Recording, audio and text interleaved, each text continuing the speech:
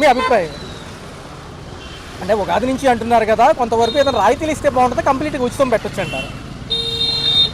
అభిప్రాయమే sir, ఏం లేదు. జనరల్గా ఏంటంటే చూస్తున్నాం కాబట్టి మిగతా రాష్ట్రాల్లో కూడా ఉచితంగా ఇవ్వటం అనేది ఎప్పుడూ మంచిది కాదు.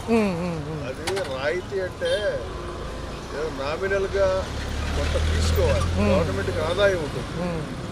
అలాగే పనున్నా పని లేకపోయినా ఎక్కి కూర్చునే వాళ్ళు, అలాగే ఎవరికైతే అత్యవసరమై ఎక్కుదాం అనుకుంటారో వాళ్ళకి సీటులు లేకుండా ఈ ఫ్రీగా ఎక్కే వాళ్ళు ఎక్కేసి ఆక్యుపై చేస్తే అసలు వెళ్ళాల్సిన వాళ్ళు ఇబ్బంది పడుతూ ఉంటారు. Okay sir. అలా ఉంచి తర్వాత ఈ ఉచితం అనేటువంటిది అసలు అలవాటు చేయకూడదు.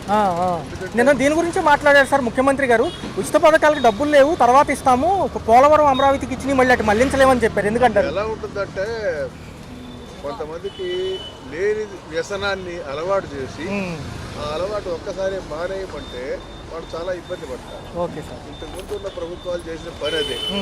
ప్రభుత్వం కొన్ని వర్గాల వాళ్ళకి ఉపకారం చేద్దామనే ఉద్దేశంతో ఈ ఉచితాలు అనేటువంటిది బాగా అలవాటు చేస్తారు.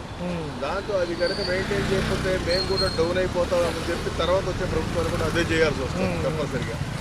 ఇది జరుగుతుంది. ఉచితం అనేది ఎప్పుడు నామినల్గా, ఎందుకంటే దానికంటే ఇంటికి ఒక ఉద్యోగం, ప్రతి ఇంటికి ఉచితాలు పూర్తిగా మానేసేయాలి, ఎవరికి డబ్బులు ఇవ్వకూడదు.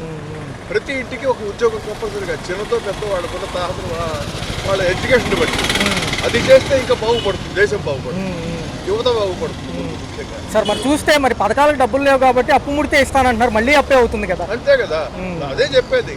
గత ప్రభుత్వాలు వచ్చేసినాయి అనే కదా సార్ వద్దన్నారు. ఉచితం వల్ల ఏంటంటే తోడుకొచ్చి అప్పులు చేసి తీసుకొచ్చి ఇవ్వాల్సి వస్తుంది. ఎక్కడి నుంచి ఎంత తోడుకొస్తారు? గత ప్రభుత్వం అప్పులు చేసిందంటూ వీళ్ళ మీద ఆడిపోస్తున్నారు.